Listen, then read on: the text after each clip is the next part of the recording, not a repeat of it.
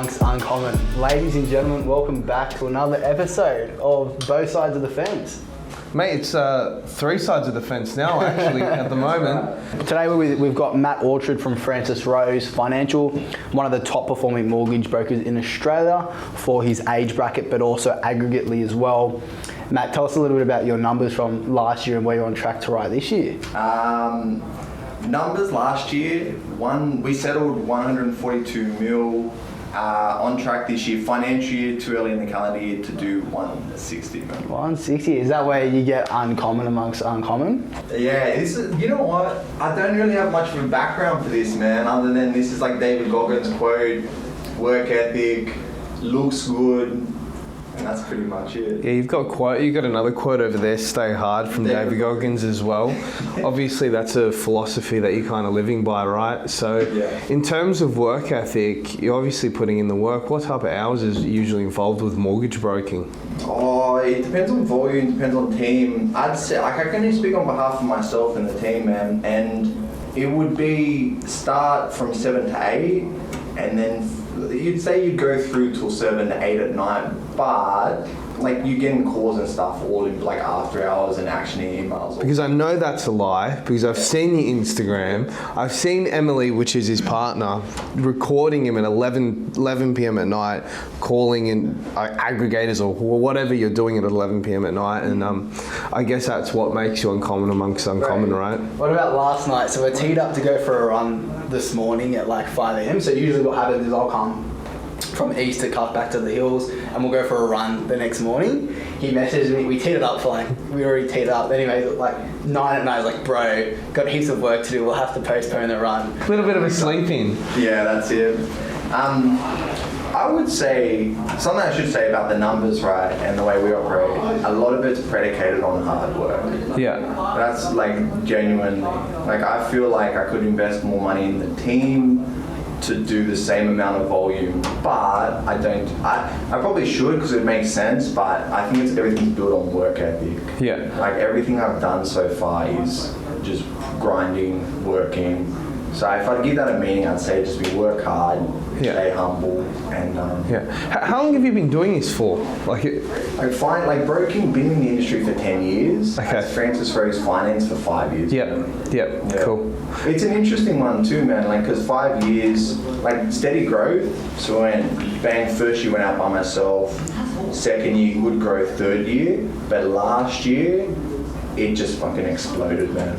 It was exponential. Yeah, it exploded. Like it helped. Like referral partners were good, market was good, but I feel like all the work and all the energy and time just has accumulated and compiled that all the people we've helped come back, referred, and it's just gone bang, exploded, man. Yeah, it's just years of hard work. People don't see it. People only see what happened last year and go, oh, overnight success. Like he grew a business from himself to 7 or 6 people that you got now within the space of a year, but it's not in a year. Yeah, you both would be able to relate to it, man. It's doing the little things consistently and just letting them compound over time, and then eventually it just feels like it just exploded. But when you think about it, it was I send birthday messages every single morning, personalized to all the customers. Really? Settled, right? Wow. So, but it's just years of doing that, years of following up customers, making sure the rate's good, little things that don't mean much or aren't dollar producing tasks, but I just do mundane tasks day in, day out, and I think from that, man, you build loyal customers, you build trust, and then it's just compounded. It's like, I feel like real estate, you would do letterbox dropping, door knocking, little things over time, and it feels like nothing's coming from it, then all of a sudden you get all these listings, and then once you get the listings, you get the sales, you're proven in the area, and it just fucking explodes from there. 100%, and I feel that's where a lot of people get caught, is in the mundane. Like what Jeff Jowett says is that's where the magic happens, is in the mundane and simplifying it. Jeff Jowett's being one of our business coaches, and what I think a lot of people try to do, not just in real estate buyer's agent or mortgage broking, they try to overcomplicate it when really it's actually that simple. It's just in the mundane tasks and doing it, but they try to do this and that. Yeah. But it's just all about keeping consistent with the same mundane tasks, as boring as it is. Yeah. But that's all it takes. It's just being consistent with it. Yeah, it's bro, I'm big on Jocko, right? Yeah. He says it a lot, man. You just get up, you do it every day. If you do it consistently, man, it just compounds. As long as you're doing the right things. I think a lot of people would patient as well. Do you know what I mean? Like I feel like I do the same thing, and I wouldn't say I'm crazy, like I'm special or I'm crazy at doing it, but I just do it consistently. If I'm gonna call someone, I call them at the time. If I send them the information quick. I do things quick, I'm responsive, and I do it consistently. And I think, man, that, like I said, bro, I feel like that's where the magic happens, man. Yeah. Over time. Have you experienced much burnout, or like, how do you balance that grind and that hard work with also like not getting burnt out? And at the moment, I've gone through a little bit of a process where I get so much momentum doing the little things, and you know, because I get coaching with Jeff, it's like simplify to amplify.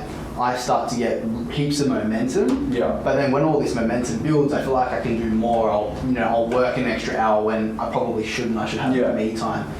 What are your experiences and thoughts where like balancing your time away from work to recharge and be more effective in work, or do you think you've just got to grind? Bro, I just push through. Just push. I wouldn't say I burn, like, fuck, it depends how you define burnout, right? Bro, there's times where the end of the day, I got scrambled brain. So many deals, so many calls, so many emails, my brain's frazzled, like I'm done. Like I can't put any more deals together, it's it. But in terms of like burnout and stopping and something, nah. Like I'll just push through. What I'll do is I will compromise physical activity. Okay. So I'll cut the physical activity and I'll push through the work. Yeah. So there's some sort of compromise, but doesn't look like you've compromised though. nah. Good eating, good training, leg press. Yeah. Mate, fucking look at the dad bod on you, bro. I know. That's what you call a DILF. Matt's actually a parent now. Yeah. Yeah. So talk about that as well. Parent and time. That's tricky, right? Yeah. How do you sleep? Because I got a little nephew, and they like we went away and we were staying. I think it was in Port Stephens with like my sister-in-law, and they had their nephew. It was 2 a.m. in the morning, and I woke up. I thought there was a demon, but it was this little kid. I'm like, what the hell is going on here? How do you manage that? Like Em's very good, man. Like she helps with that a lot. With that, that's a good point, right? Like the business exploded last year. But yeah, last year was the hardest year of my life because we had Humphrey, so we had a newborn, business doubled, and how we managed it. I look back on it, you know what I figured out? So like in terms of work and numbers, this is what I figured out. I figured out you got to figure out how to work from 7 p.m. to as late as you need to go. That was a game changer. So you're in the office at 7? Last year I would wake up, help with the kids, get to work, get home, help put the kids to bed, and then work. So as soon as the kids went to sleep, I'd jump back on the computer and work through, like consistently. And then weekends too. Wow. So work on weekends, tidy up. Well, you're outworking everybody then. So I would say I'm outworking. I don't know. It's hard for me to like. I don't know what other people are doing, but I'd be up there. What I'd say is for a dad that's got one kid and a newborn last year, I'd be very much up there. But the balance thing's hard. Like it's hard because when the volume increases, the amount of calls, the amount of scenarios going on happens, your brain gets filled with all these different moving parts of what's going on, and people want to use you as the contact and the person to speak to opposed to the team, which you probably relate to when you're selling a property as well. So it was just a bit of a whirlwind, like in terms of the management. It's like any downtime I'm gonna spend with the kids, try to switch off work, have a good time, but as soon as the kids go to sleep or I get downtime, bang, it's back on with work. So it was a situation that was very, very unbalanced last year. Yeah. Like it was just family, work, that was it, and then if I could squeeze it in, running. If you and exercise. If you put on extra staff though, would that help you find more balance to help carry the workload more? Yeah, it would, man. Like, I think people would probably do it better than what I would do it. What I found for me personally is like, it's a bit of a catch-22 because the team was growing, the numbers were growing rapidly. The team was growing pretty slowly. So I found that because the team wasn't big, there wasn't like a blueprint to bring someone in and get them trained up real quick and get them integrated. It was more bring someone and be hands-on. So what it was, the situation was family, newborn, two young children, lots of work, and then new person and trying to get, I'm hands-on with the new person. So it would help, but I found it hard to balance and try to bring somebody on that's new and get them trained and show them the love. So Yeah. to set them up to succeed, if that makes sense. Yeah, that makes sense. Yeah. But it was very interesting. Last year was hard work. Mate, there's a question that I think is on everybody's mind right now. Yeah. And that's what's going to happen towards the tail end of this year with interest rates. One, are interest rates, do you think they're going to rise? If they do, what happens to the property market? Should people be worried? What are your thoughts? My thoughts, rates will go up. It's dependent, how quick it's dependent on what happens with the numbers that come out in regards to inflation, unemployment, things like that. If they keep tracking well, RBA will pull the trigger, then rates will go up. I did read something the other day that said that, and I think it may have come from the RBA, how it will affect people.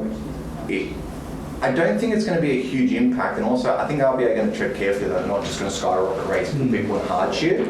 Yeah. But they were saying that a year ago, people had a year's worth of savings to cover their mortgage repayments. Yeah. And now they have 2 years worth. Yeah. So Okay. people are saving their money, so they're financially more stable to, if rates go up, they've got more cash and savings there to accommodate. So I don't think it'll be a huge impact.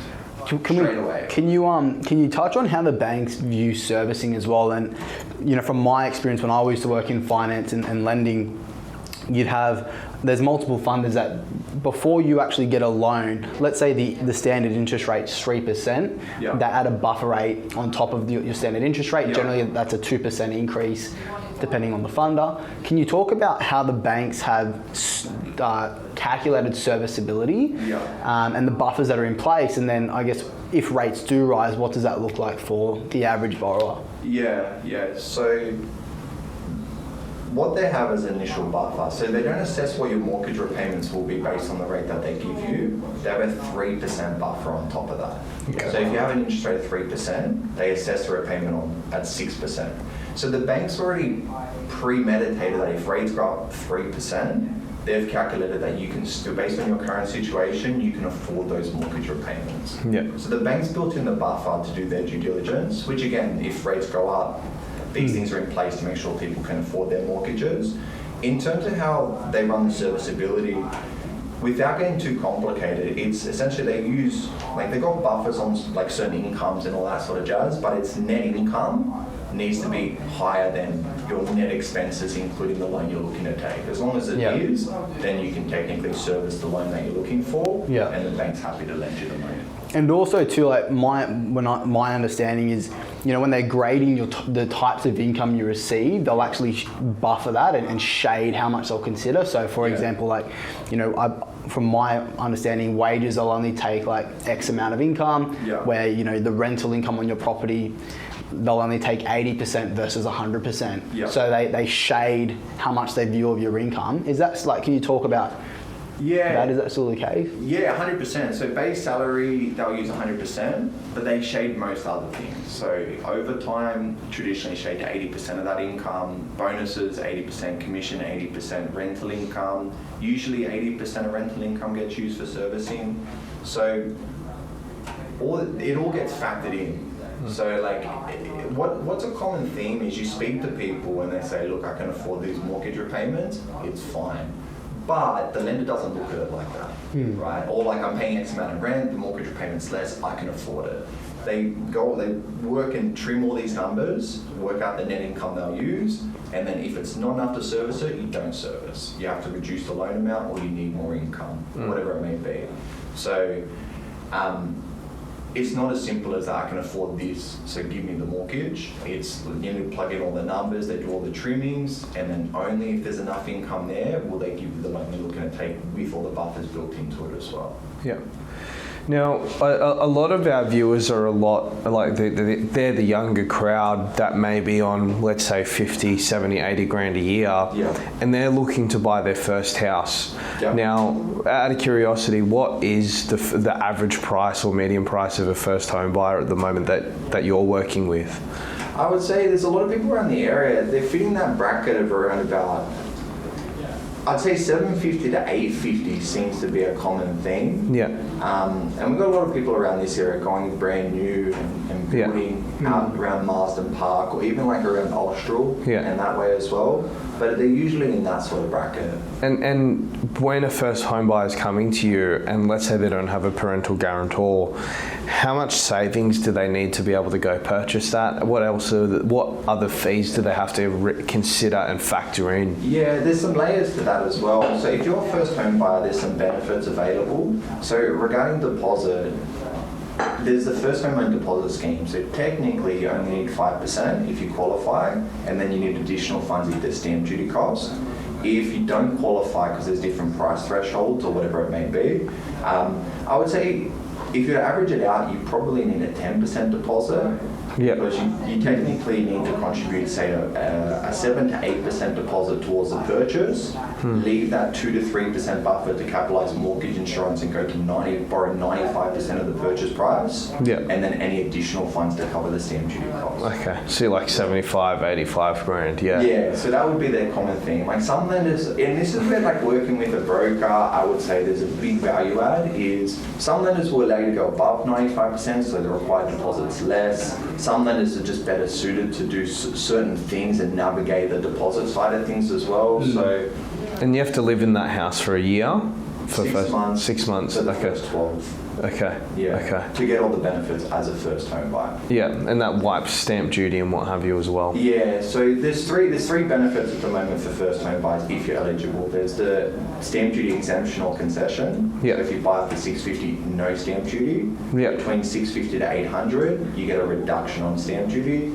The second thing is the first homeowner grant, only available for brand new properties. So if you buy land and construction, it's $750 max price combined. If it's off the plan, it's $600 max price. The last one's first home loan deposit scheme. That's when the government acts as a guarantor, and you only need a 5% deposit. And the upside of that is you don't incur mortgage insurance. Really? Yeah, so that saves you thousands and also can give you access to better rates as well. So if you go buy a house out, I don't even know where you can buy a house under 6, is Austral around that price or is that higher now? I'd say it's higher now. Okay, so if you find a suburb out, let's say Campbelltown way or around that pocket where they're building new houses, 650 grand, you've got no lender's mortgage insurance, it's 5% deposit, you've got no stamp duty. That sounds pretty good. Yeah, it's pretty good. Like I've got a customer at the moment bought a unit in Schofields. Yeah. No stamp. Like got the trifecta. Like no stamp duty, $10,000 grant, and the first home deposit scheme. That's awesome. Yeah, pretty cool. 100%. The one thing I'm a bit concerned for this year is I know you're saying that with the interest rate when they do raise it, if they do raise it, is that it's not really going to affect so much. But remember, I think it was 2017, mid 2017, they bought in what was called that like sensible lending criteria. Do you remember that? Yeah. And I'm guessing it was something similar where they raised their like buffer zones and all that type of stuff. It didn't really affect a whole lot of buyers, but what it did do is it spooked the market, and the buyers were like, whoa, hold up a second. If that's happening, I don't know what's going to happen. And the market dropped by like 10% overnight. Yeah. So what I'm experiencing out in the marketplace, experience it now. We're starting, like, I'm not sure about you, but we're starting to experience buyers saying, hey, hang on a minute, we can hear in the media that the interest rates are going to be rising. Let's put the brakes on our search at the moment and wait to see what happens. Yeah. Are you starting to experience that as well? It's a topic of conversation, not preventing people from moving forward. I think from our end, we would be empowering people to see how it affects cash flow and all those sorts of things. So we'd probably give them good information to feel the level of comfort to do it. So we're not finding any pushback for it. But I get it, man, in the sense that if interest rates go up, generally speaking, it will affect the people that have mortgages that won't have as accessible cash to go and spend and things like that. And then people get into the market, the buffer gets raised so they can't borrow as much. Yeah. So that generally affects the property market because the activity should drop off the back of it.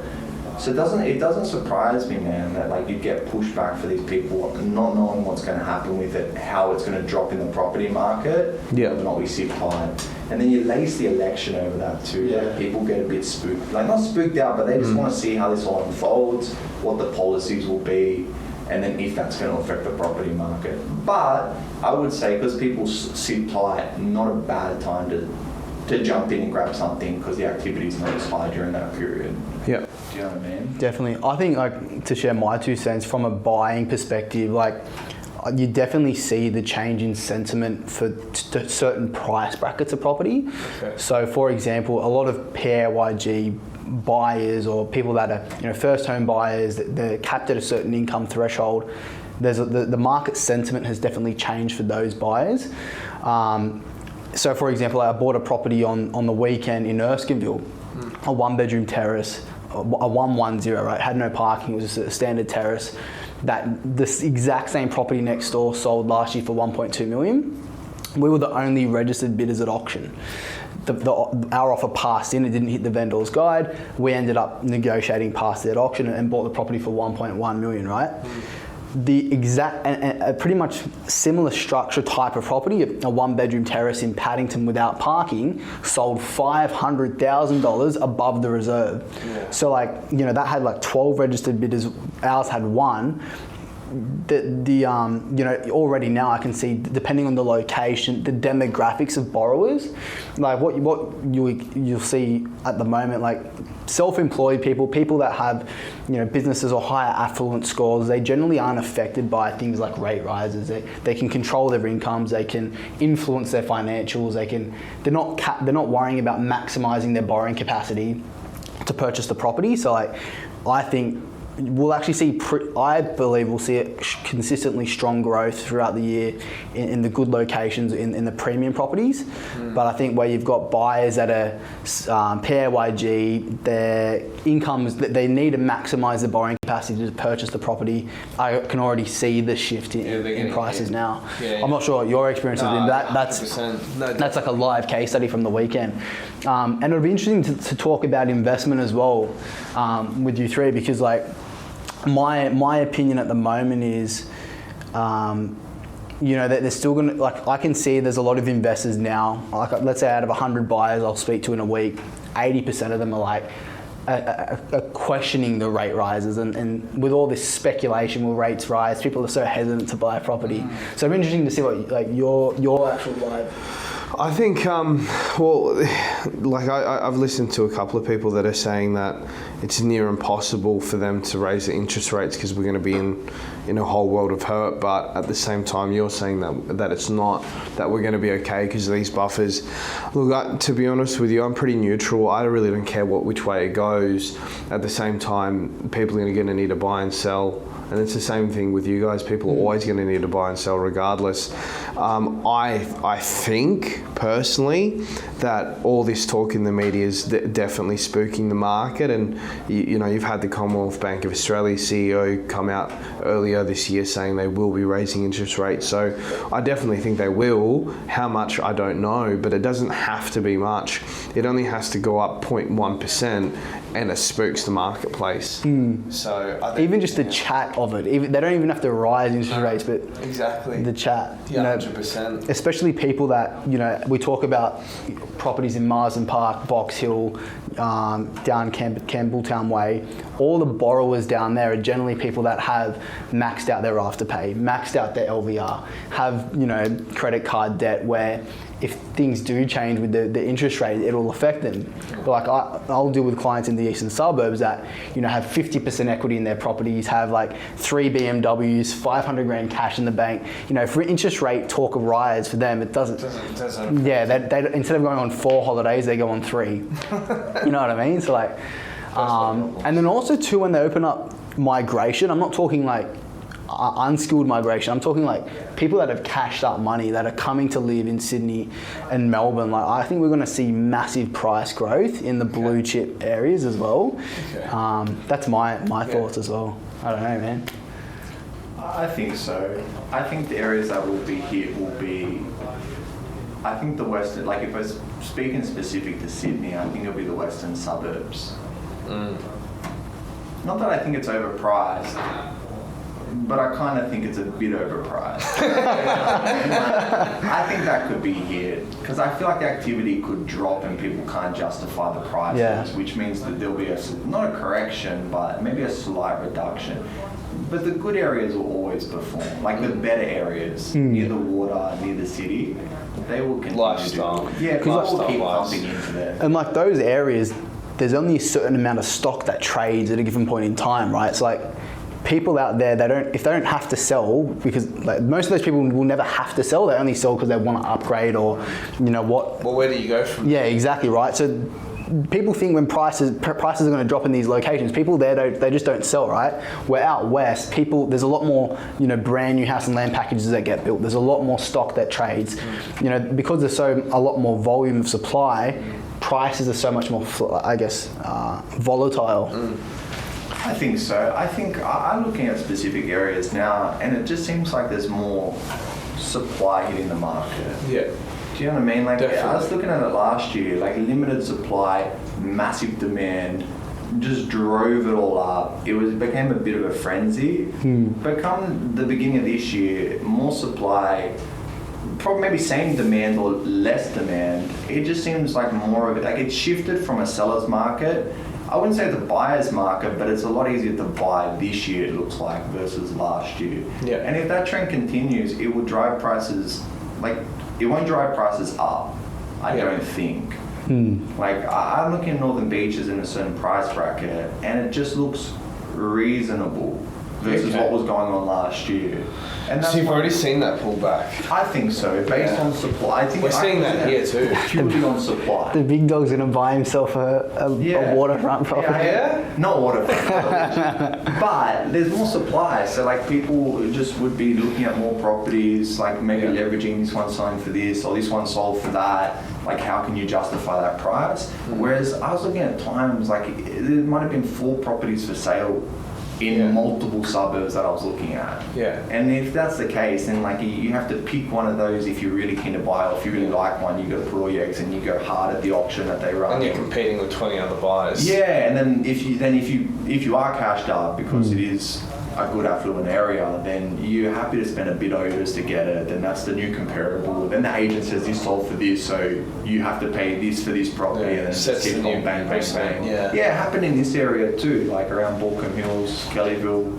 Saw that. Well, question for you, and question for you too, both of you. Question for both of you, because both of you work with a lot of investors, and you've seen a lot of people create some real wealth, not just one property, but some real wealth. Where do you think a lot of people go wrong in investing with properties and loans, and where do you see people doing not quick fixes or shortcuts, but what are some ways that people can invest, or how they can invest to get to that point where they are at that real wealth creation stage? Yeah. Is this a you question? Bro, what about, so we were, Matt and I were doing a case study the other day where we're on the phone and we're talking about, you know, the difference between an interest-only loan and a P&I loan. And I was like, because the way they well, Matt, you can talk about this, but the way they structure the loans are different, and how they will the way you repay a loan is different. So we're talking about, if we took an interest-only loan and just kept refinancing so the loan, you could stay in interest only, you use an offset account, you use all your wages go into your offset account, your rental income, you use the credit card to pay your living expenses, and then at the end of 44 days you pay out that credit card. Awesome, yeah. So like Matt and I were just talking about that the other day, like the difference between using a principal and interest or an interest-only loan. I'll let Matt talk about it because he knows more, but yeah, tell us like the benefit of each. I would say the benefit, pros and cons, principal and interest repayments, minimum repayments paying down the loan, and you traditionally will get a better interest rate. Okay. So if you did P&I over 5 years and made the minimum repayment versus interest only making the minimum repayment, the equity position in the property would be better. Okay. Right, so you want to be paying it down, better interest rate. Interest only, repayments less, so it frees up your cash flow to do other things. Yeah. And then you can utilize an offset account to offset the interest charge and look at almost manually reducing the loan that way, right? And there's tax strategies and all sorts of stuff laced throughout that, but the rate's higher. Yeah. And that's the trade-off. Like to answer the question though, man, like I think with investing and where people go right and where people go wrong, I think if people want to invest, because I speak to a lot of people that want to buy their first investment property because the idea sounds good, but you've got to step back and say, okay, why am I buying this property? What's the strategy here? Do you know what I mean? Because if you go and buy a property, you just go and bought a property. But if you sit down and say, okay, I want to have, I want 5 properties, I hold them for 10 years, they double in value, I sell 2 of them off, clear the mortgages on the other 3, that's got passive income. That to me becomes a bit of a strategy. And then you say, okay, I need 5 properties, at what sort of price points can I get in, where does my borrowing capacity lie, and that's where I plug into it. But you need the strategy to understand, okay, what property should I purchase to start this process? Or what additional property should I buy to plug into this property portfolio to execute what I'm looking to do? And how does someone that's not in property figure that out? Speak to Dan the man. You got to speak to somebody that knows what they're talking about. Yeah. Because this is my personal, I'll use a buyer's agent, right? This is my personal belief, is if I'm competing with, like if I'm time poor, right? Family, mortgages, 160 mil. I don't have time. So if I'm trying to, if I find a good area, do some research in my downtime, and then I got to go find the property, right? I got to compete with Dan and 100 other buyers agents that are probably looking already all over that area. I'm not going to get the good properties. They're going to get snapped up unless I'm lucky. So my opinion would be, you're better off paying a fee for service to get somebody to do that for you and find the right property and execute the strategy, right? Yeah. So you have to talk to somebody, and if you don't know, talk to somebody, understand what they think of the strategies, and talk to a couple of them if you want to get different ideas. But then you've got an idea, okay, what resonates with me? Okay, cool. Now financially, can I do it? Which kind of ties into the whole conversation. I can, perfect, let's set up a pre-approval to purchase property 1, and let's go from, and then let's find the right property to plug into that strategy that I'm looking at. Yeah, definitely. A common roadblock I noticed when I was in finance, but then also transitioning to the property side, is a lot of investors get roadblocked with they can buy 1 or 2, maybe 3 properties, but then they tap out their serviceability. Yeah. Can you talk about how they can prevent that? Yeah. What are some of the ways they can increase their serviceability? Yeah, from our end, it's going to happen. If you're PAYG, you can only borrow a certain amount. What I would say is it does get to a point where with your mainstream lenders, call it the major banks, you can only purchase 3 properties and that's it. But there's other lenders out there that are favourable with borrowing capacity that will allow you to buy property number 4. Do you know what I mean? And that's kind of as far as it can go sometimes. And then what I would say, what I talk to for that is, you do hit a ceiling. There are strategically lenders that might get you 1 or 2 more properties. But once you hit the ceiling, then you've got to go back and rethink the strategy. all right, so I got 4 properties. Are they all performing? This one's not performing. Let's fuck it off. Let's sell it and let's free up the capacity to get something that's going to perform better. Or if this has already performed and ain't going to perform for a long period, let's get that out and let's get something in there that's going to perform in a shorter period. Because that technically makes sense. Yep. But you do hit things, you do hit a ceiling. Self-employed, be different. You can tap into different ways to probably increase your capacity depending. If it's accurate, you can do low dock, deferred income, things like that to increase it. What about a lot of, but when I was doing finance, there was a lot of talk about using separate entities to free up, from a servicing point of view, and also with all I think it's an all monies clause that banks have. What's your experience with utilising separate entities when you are buying investment properties? Do you see there being benefits or negatives from a lending perspective? Lending is fine.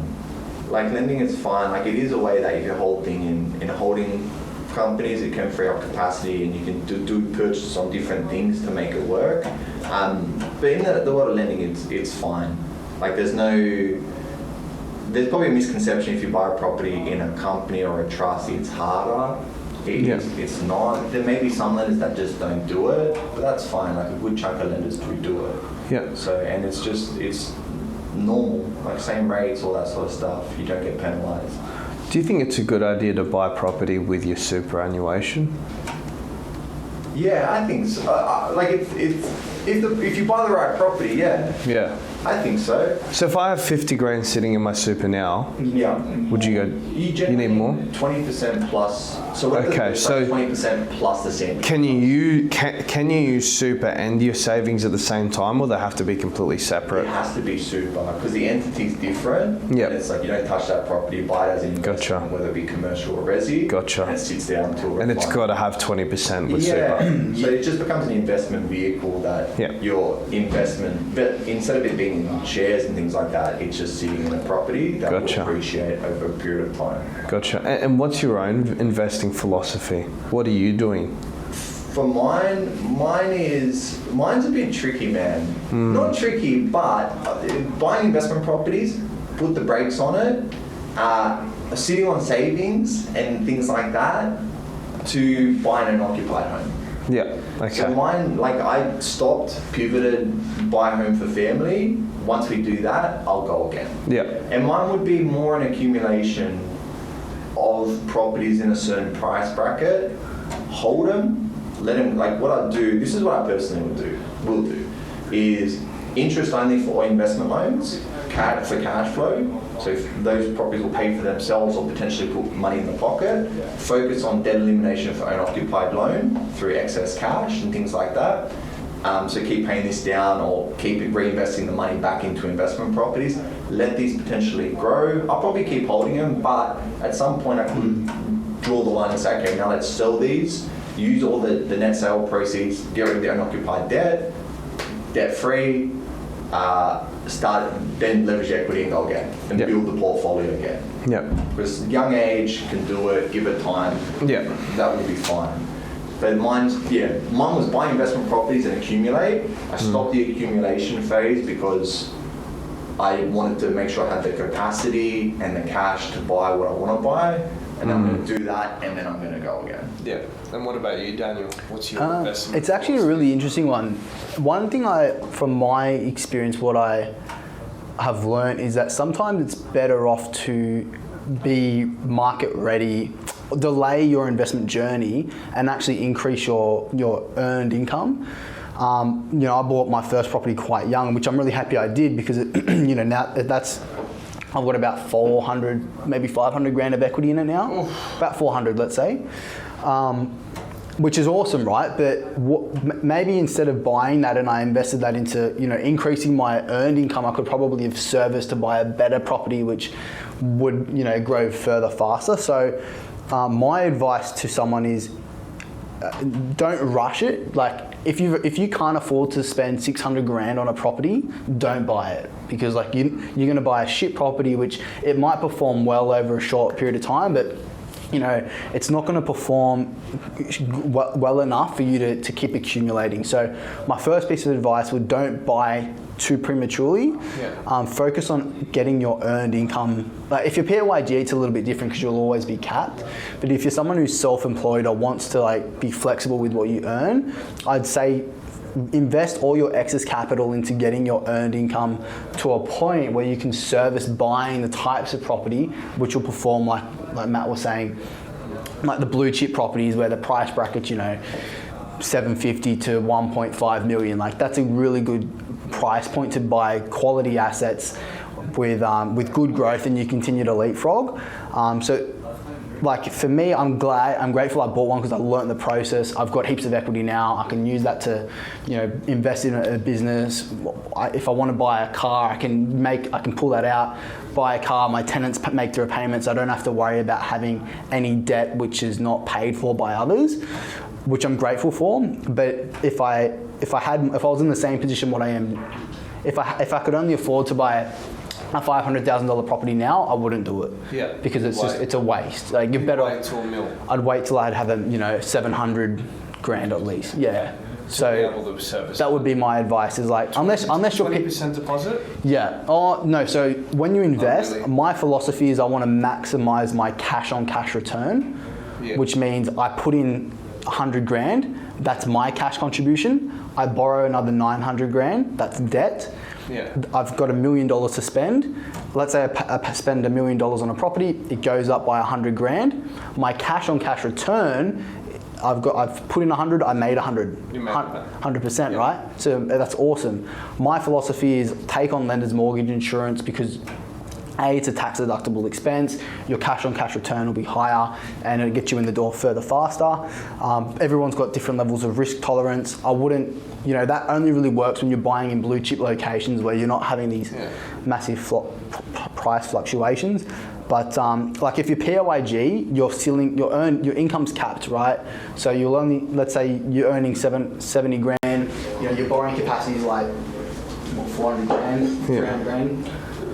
Can I say one thing as well? Is I think to that note, like just looking at it from the lending side of things, is your first property plays a big, like I put so much pressure on the first property purchase. And I wouldn't say I bonded, but I wouldn't say I fucking nailed it either, right?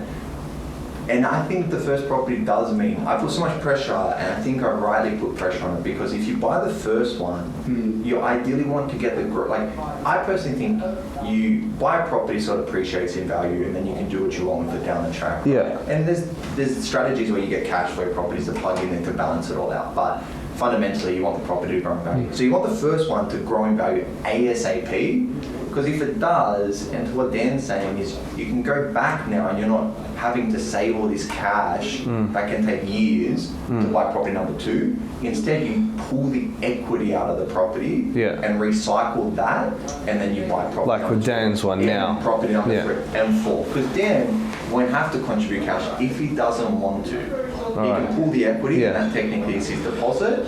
And purchase. And then once you've got good equity, man, as long as you've got the capacity, you can go bang, bang, bang, bang. And you can buy property very, very quick. All right, let's use some real life case studies. Boys, do we have... boys behind the cameras, do we own properties yet?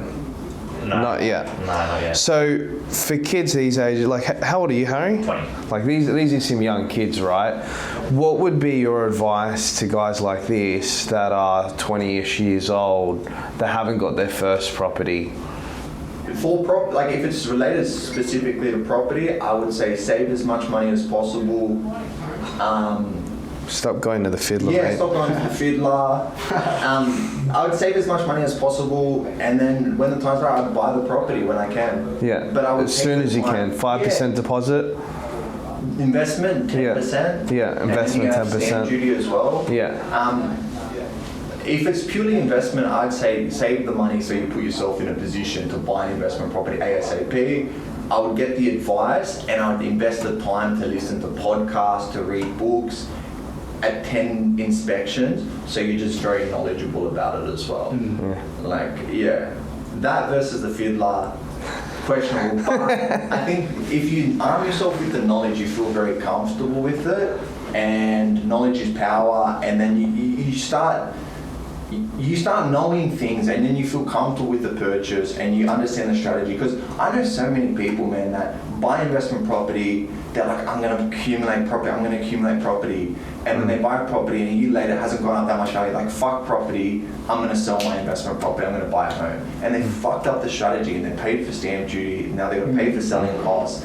So I think you got to understand that if I'm going to buy this, I got to give it time in the market to do its thing. Like, use Queensland as an example at the moment, right? It seems to be popping off. So I'm doing valuations, properties are going up, right?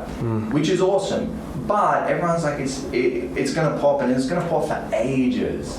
But finally, like, I bought a property in Queensland in 2017. It's only popping now, right? But if I sold it, I wouldn't have got any of that increase in the value of the property. Yep. So what I'd say is, like, you got to save the money, put yourself in a position, educate yourself, work on the strategy, and then be patient with the property to do its thing.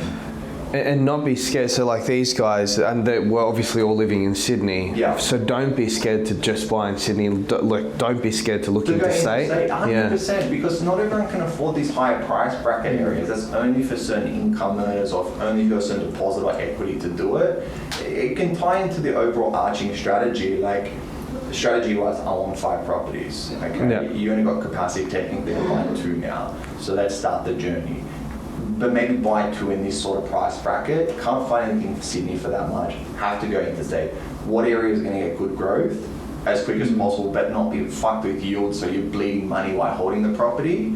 All right, let's find those areas, and then let's go look at the properties in those areas. Let's buy the properties that sit on them. Let's keep earning more money, because with age, earnings will continue to increase, and then we keep reassessing. Let's check the equity every 6 to 12 months through valuations.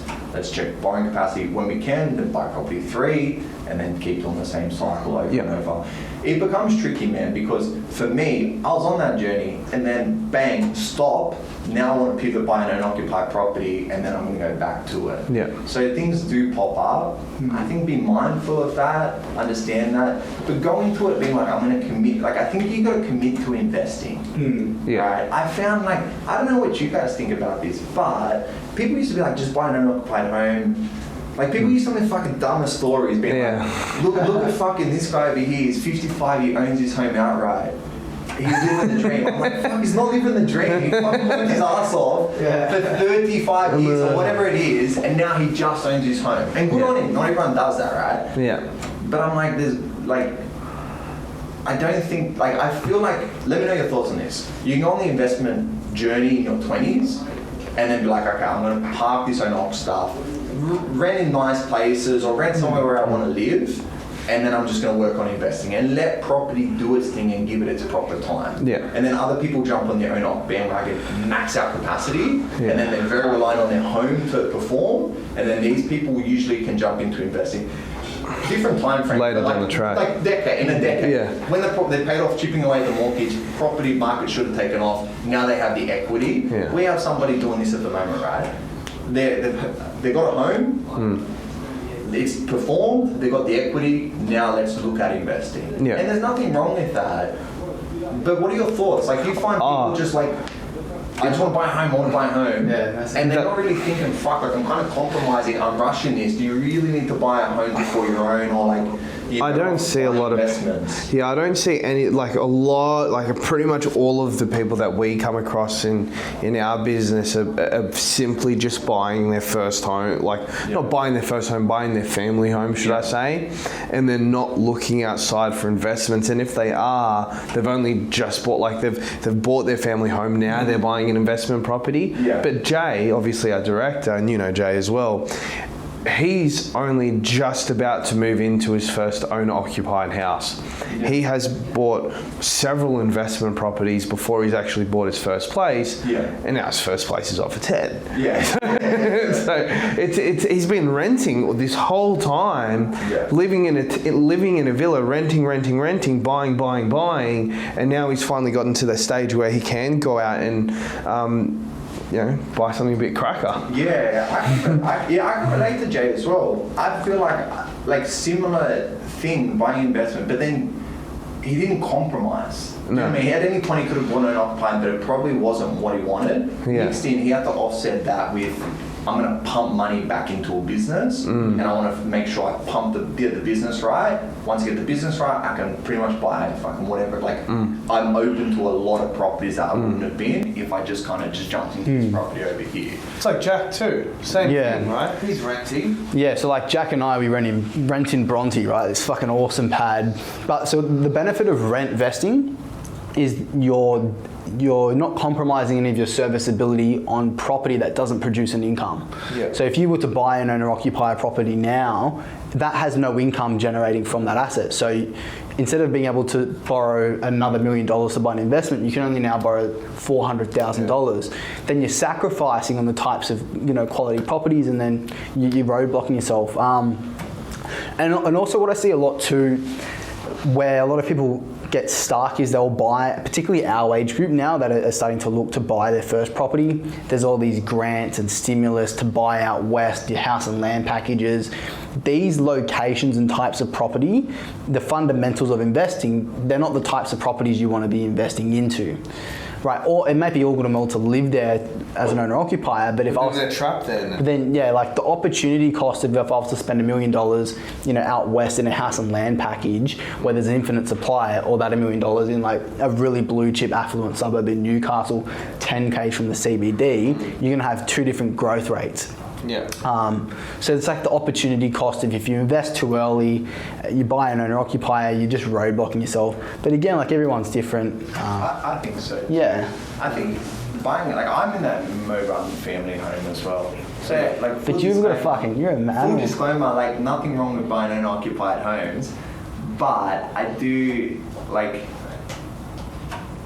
I think just knowing that, like, and I don't think people think about this. It'd be knowing that like, it might prevent you from buying additional properties, and that might not be a problem. I'm going to buy a home. I'm going to pay it down. I'm going to raise my family here.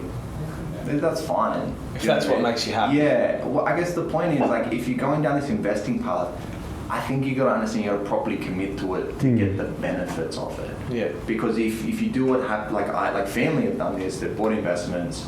I want to get rid of it, change of plans. I want a home to buy, and then they haven't reaped any rewards. Yeah. Instead, they've just stressed themselves Like half-assing it, yeah. Yeah, like it hasn't grown, sell it, management of it, shit goes wrong with it, whatever, and they haven't benefited.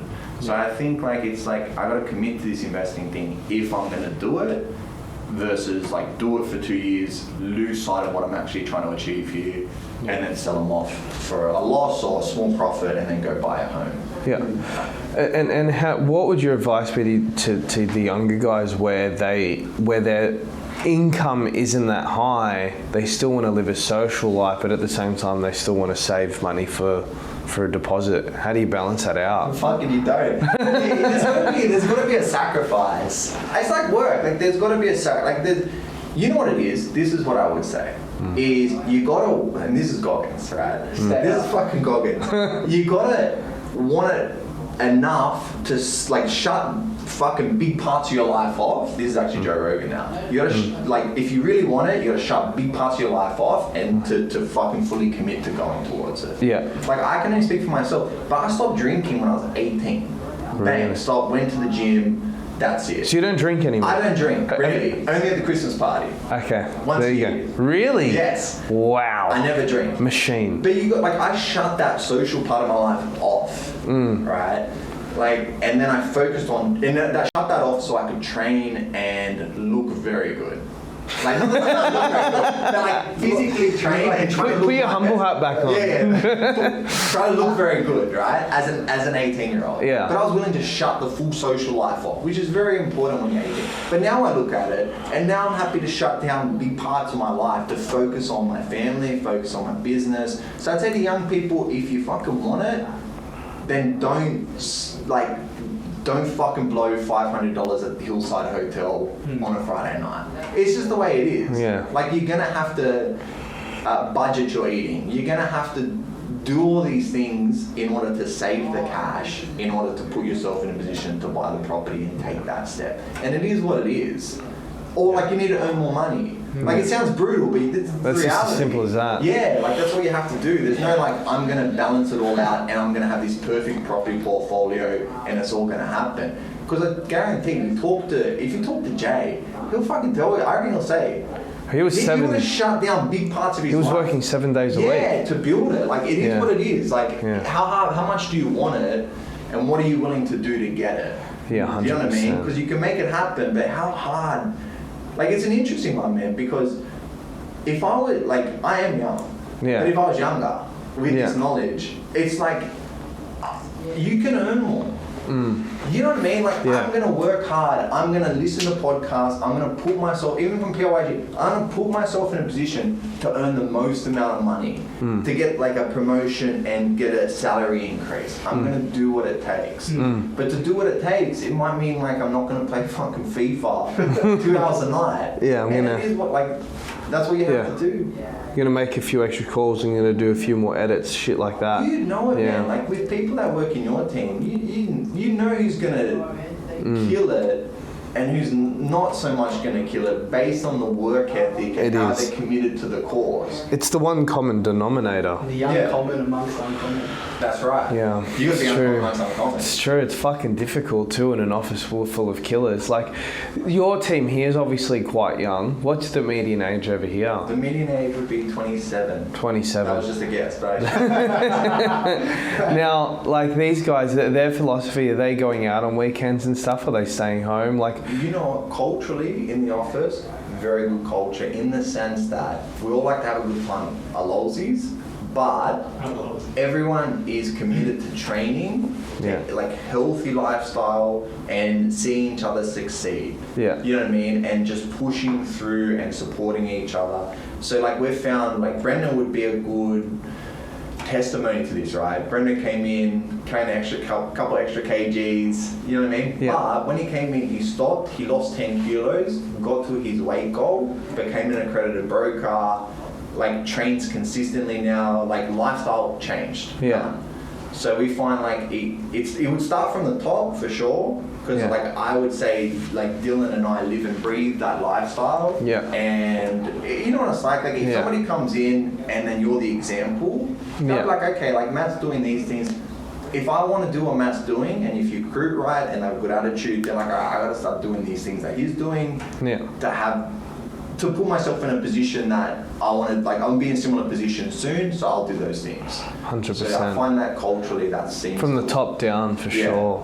And that's where the juice is in life as well. Like, you're in 75 hard, there's no alcohol, you're working out, you're feeding your mind with brain food like books and all that stuff. It's fucking great. And then and that's where the real juice is in life. Like, I remember coming out of these holidays and, I mean, I had a lot to drink, a lot to eat. Yeah. I had some fun. Mate, when you're making all that cash, there was a few rowdy weekends in the holidays, and you come back and you're just fucking sluggish, and it's hard to get motivated. It's hard to do the calls. It's hard to really fucking do anything. But then for the past few weeks, I've been training every day, a couple of hours, water, less drink, or pretty much no drinking.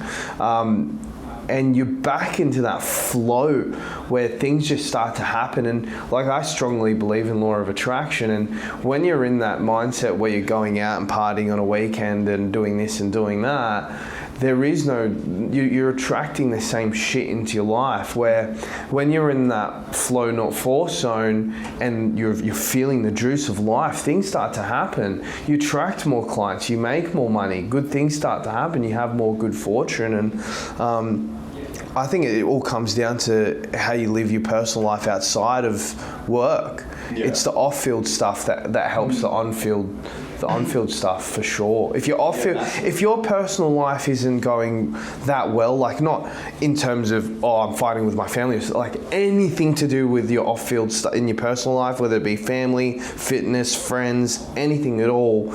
It wasn't like the only time that it really got for me, that like my life started to really start training and real success started to hit me, was when all of my personal life, friends, family, everything was ticked off, my boxes were perfect, then my work started to explode. Yeah.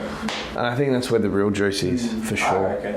I reckon. It's interesting too. I think it's got to be real to you. Like, I can only relate to my own personal situation, but like, my family sometimes are like, you're a tripper. Like, when people think you're a tripper, like, you work too hard, what are you doing? But it's real to me. Oh, 100%. You know what I mean? Like, what I'm doing is important to me. Like, I'm happy to sacrifice things, and you would look at it and be like, bro, what the fuck are you doing? Go out and drink. You know what I mean? But I don't want to. Yeah. I want to do what I want to do, which is I want to work. I want to support. Like, the biggest thing for me is like what gives me most satisfaction about the business is seeing other people do well. Do you know what I mean? So I'm gonna do some of the heavy lifting. I'm gonna like focus on creating an environment so that way they can succeed, because that's real to me. That's important. 100%. I feel like it has to be real, man. You know what I mean? Like, but what I was gonna say, it's gotta be real. Like, people get lost, I think, but they don't know what the fuck they're doing. Like it doesn't have to be work related. It can be physical related. It can be happiness related. But what the fuck's important to you? And I think just do that. Like, it's easier said than done because you have the financial stuff and all that. But I think if you really care about something and you commit and you don't spread yourself thin over 1,000 different things and you become an expert at it, like, the monetary stuff should come off the back of it. But I'm a big believer, like, you gotta do what's important. And I don't think people sit down and properly can. Like, I know I would have struggled with this, but like, sit down and think, okay, well, what do I want to do? And I'm just going to go do that. Do you know what I mean? Yeah. That was like a bit of like... And that's awesome. It's true, and it's about managing the energy, and I know you're going through hard time trying to figure that out right Massively. now. Like, for example, myself, what's life for me, like, I'm a very extreme personality, and getting coaching with Jeff, we talk about people like us, we have what's called like high performer syndrome, where we're so committed to our goals that we'll like double down on these tasks where we neglect the on-field stuff that fuels us and recharges us so we can, pump out a 12, 15-hour day. My problem is, like, I cut out the alcohol. So at the moment I'm doing 75 hard, and I'm doing marathon and ultra marathon training, and I'm working like 12-hour day. So I was like, yes, I've cut out the alcohol, but I've taken up an excessive habit where I'm, training in the morning and then I'm training in the afternoon. I have no soul food time in between. So it's got to be, I think what I've learned just recently, like, it's really important to know your direction, where you want to go, what you got to sacrifice, but then also have your off-field stuff, which is age appropriate. Like, Jeff would say to me, like, during the holidays, if I want to go and have a bender, you've got 5 opportunities to do that. But when it's like on season and we're like work mode, no drinking at all. So something I'm battling is, like, I'm very excessive. Like, I'll cut alcohol, I'll cut everything out to really focus on this goal, but then I neglect the off-field stuff which recharges me. Yeah. So I think that's a lesson that I've learned, which is super important. It's like, yes, have your focus and goals, but don't let that be your identity. Like, I want to write, $5 million, but like, I want to be successful in business. My business is a vehicle to build your life. It's not your life. Yeah. Just like fitness, like, I want to run a marathon, but don't let that be your life. Like, I don't know. That's just what I'm going through at the moment. You got to have hobbies, and you got to have things that don't spread you too thin. Yeah. So then you can like what Matt's been able to do. It's awesome to see. Like, he's been able to stay in that flow where he can grind, but then not be so burnt out that he's like, fuck this, I hate my life. I'm gonna go move to Byron and just do modelling. There were some dark days. Yeah, I don't know. But I know what you're saying. No, that resonates with me, man. That's because awesome. I can become so fixated on my goals. Yeah. Where I fucking lock on, like a lion locking on to like a prey. Yeah. And I'm just gonna be relentless in the pursuit. And then sometimes halfway through, you're like, bro, I'm fucking miserable. Yeah. You know what I mean? Like, this is not, like, I'm doing this for what? Is it worth it? Yeah. And they say, like, the glory is in the journey. It's like, this journey fucking sucks. I don't want to do this. So, like, I have that. I can relate to that. Yeah. That, like, happens to me at times. For sure. Like running. Yeah. It's not fun. It hurts. That's why I do it. Like, I don't know. But yeah, I think that does this podcast. What do you reckon? Mate, that was awesome. That was a long, phenomenal, fucking good podcast. Man, I didn't realise we were well over an hour, but... An hour? Bro, yeah, like, I've got a, training now, but like, fuck, we're just in such good flow. It's at 11:30. Yeah. Fuck, I gotta go. Yeah. To the gym. Well, do a run. I know. mate, that's another episode of Both Sides of the Fence. Legendary. Thanks for joining us. Thanks, boys. Appreciate it. Fucking, you smashed that, man. Fuck yeah. That was one of my favourite podcasts.